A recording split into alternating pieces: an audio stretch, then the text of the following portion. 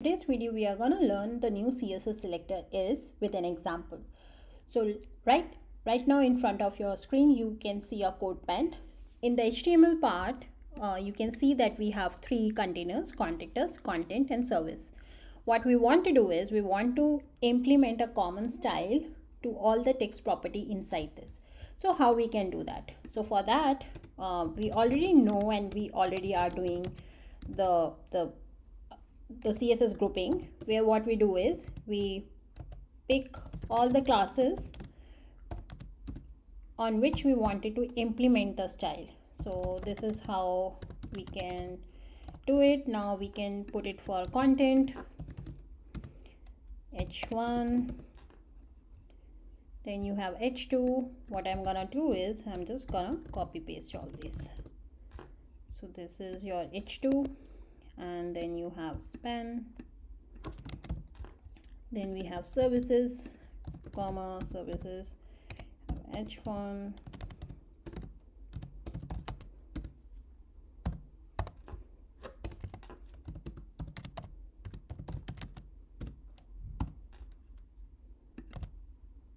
let me just see if I have, yeah, contactors.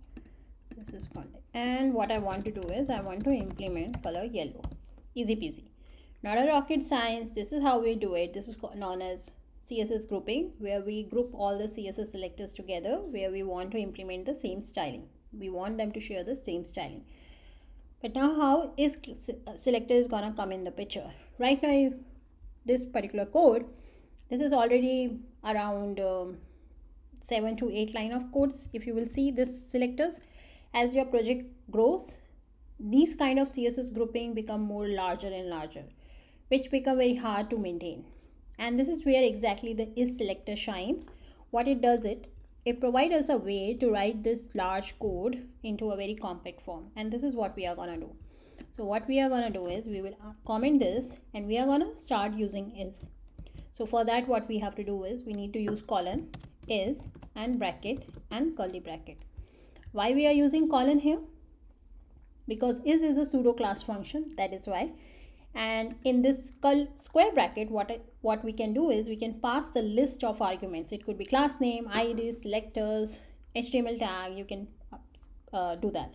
But right now what we are going to do is we are going to refactor this by using is selector. So what we have to do is we are going to select the first level classes. So this is contactors, comma, content, comma, services, and then what we are going to do is we are saying that whenever these classes are there and they have h1, h2, h4, p, we want color to be yellow.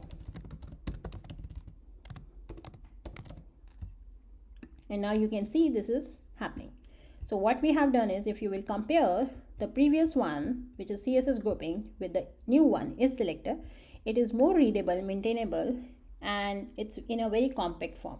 So this is how you use is selector.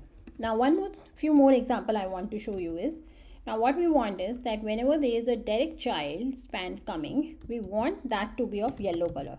So what we are going to do is we are going to use the direct child attribute like this, and we will put span. If you will see, only content and contactors has the direct child span, and that is why the color is changing. Okay, so this is how you can use these selectors also.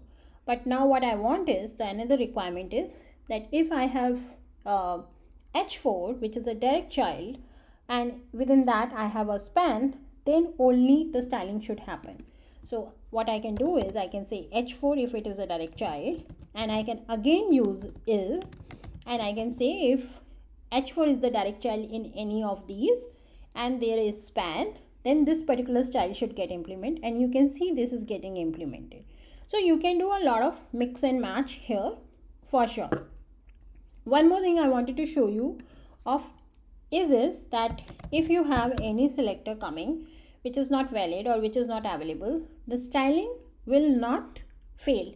Right now .abc we don't have this, so this is not there, but still this whole style will still execute. It is not gonna fail. So this is very important thing to notice here, that even if you have a invalid class name selector or anything, is not going to fail the whole styling. So this is how you can use the is selector. You can go back to your code, refactor, and if you want, right now you can start using is selector in your current code base. A very good CSS selector for doing a lot of amazing work. Now before you decide to use it in the prod, I want you to check can I use, and in that please do look at the support of the browser. The reason is that when you are using it in the prod, you should be able to see if it is getting supported in all the browsers or not. Right now if you will see, most of the browsers, modern browsers, are able to support it. So IE, definitely there is no support, but if you are someone who is working on a project where you are supporting modern browsers, then you can go ahead and start using is selector. Thank you so much for watching this video. I hope this was helpful. Thank you.